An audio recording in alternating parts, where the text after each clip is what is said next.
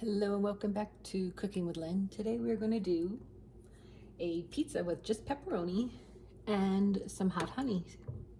And so what we're going to do is start out here with a tablespoon of sugar, put it into 3/4 cup of warm water that's at least 80 degrees. Thermometers like this are very helpful to make sure you got the right temperature. And then I'm going to put in a half a tablespoon of yeast into the water, and now we're going to stir it. What's going to happen is the yeast will start to froth up. You can probably see them just starting to grow. It's pretty awesome to watch. So while that is dissolving in warm water, let's get our flour out.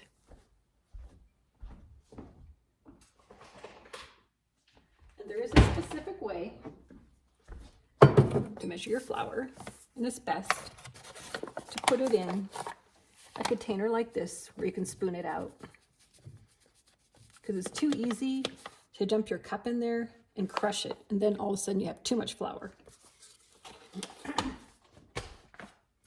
So what we're going to need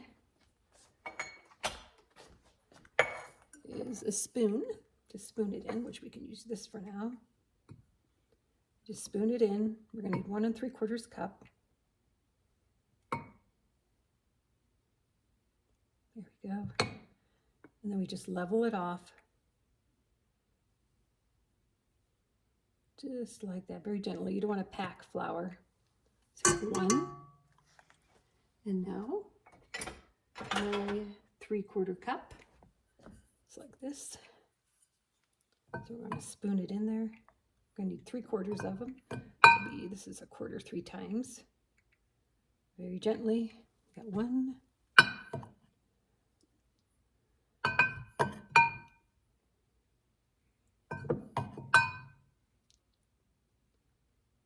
Come out.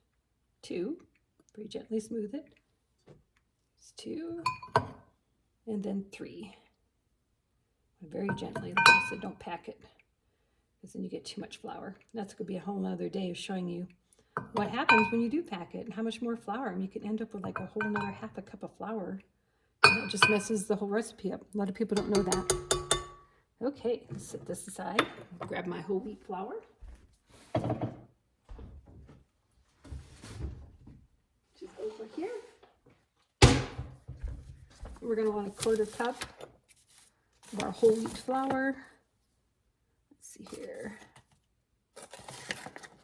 Just spoon it in like that. A lot of people don't know that. You just don't want to pack your flour. In fact, I was taught when it was a home ec many years ago to pack your flour. So it's kind of strange how times change. So, but maybe I was taught wrong in home ec. All right, now let's look here. It's starting to froth nicely. We're going to give it another minute or 2. And in the meantime, we're going to also need 2 tablespoons of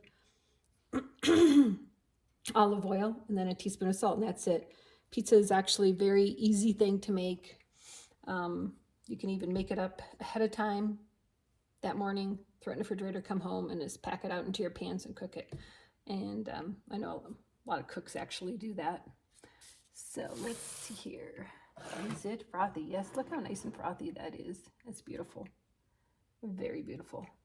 Okay, so now what we're going to do is put this frothy mixture inside the pan, the bowl, and we're going to have 2 tablespoons like that.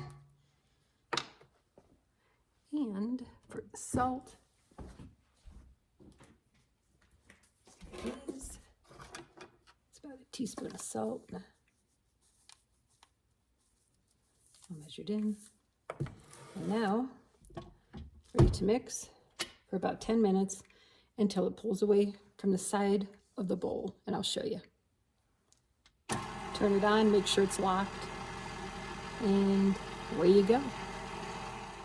And in between here, as it starts going, you're going to want to take and push down some of the flour in, and then turn it back on. Okay, and as you can see here, it is pulling away from the edge of the sides of the bowl, which means we're ready to now put it in a bowl that has been greased. Last one, I did not grease my calzone pan. As you can see, it can be really sticky, the dough. And now we're going to let it rise for about 30 minutes to an hour, depending, and let it just double in size. And then we're ready to make pizza. Here we go. Let's pull this off the dough hook, just like that. And we have some beautiful, beautiful dough. We're going to cover it, put it in a very warm spot, and let it rise. The dough has doubled in size. Now let's get to making pizza. Okay, what you're going to want to do is cut this dough pretty much in half. Yeah, it looks about right. And sometimes when dough's a little sticky, I don't know, for me, it sometimes turns out better. Then we're going to very gently.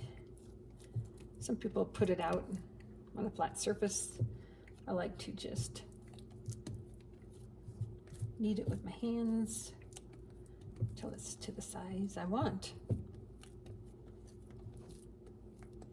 To the size of the pan, which is, this is a 9-inch cast iron skillet.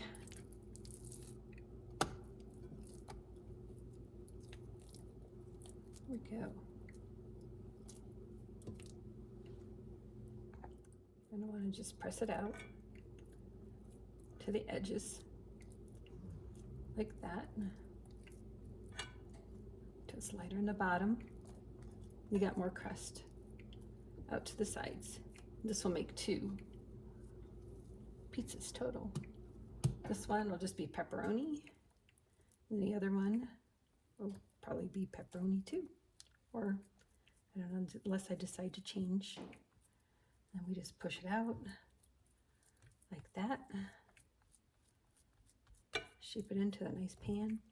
And I tell you what, cast iron pizzas are the best. You get this nice golden crisp crust on the bottom that is just miraculous.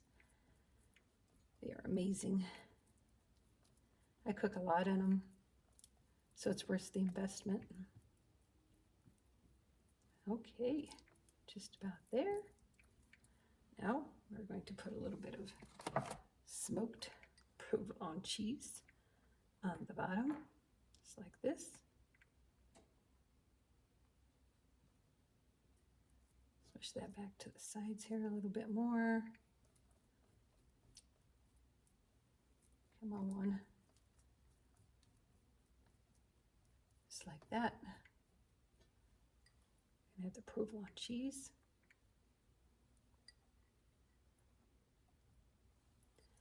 Then we're going to put on a bit of marinara sauce, put some dollops here and there. It'll all just melt down together. Pizza is so quick and easy. Make it at home. It's way cheaper than to carry outs.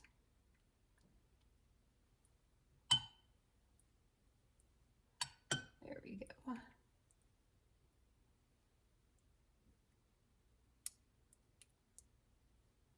Okay. Now for the pepperoni.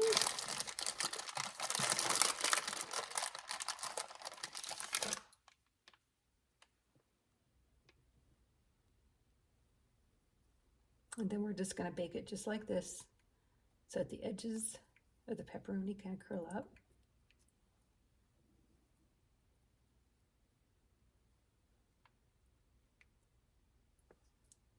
Okay, and then I'm also going to make a, for the crust, some olive oil and garlic powder. It's always very good. And we're going to let these cook until golden brown. Let's see what it looks like after 12 to 15 minutes at 450. I've already got the oven preheat. So I will see you in 12 to 15 minutes. Here you have a beautiful golden brown pizza. Now we're going to grab the honey and we are going to just zigzag like this on it and it will meld. And there you have a beautiful pepperoni hot honey pizza. And just look at that beautiful fluffy crust with a nice golden brown. You can only get that from cast iron. Enjoy.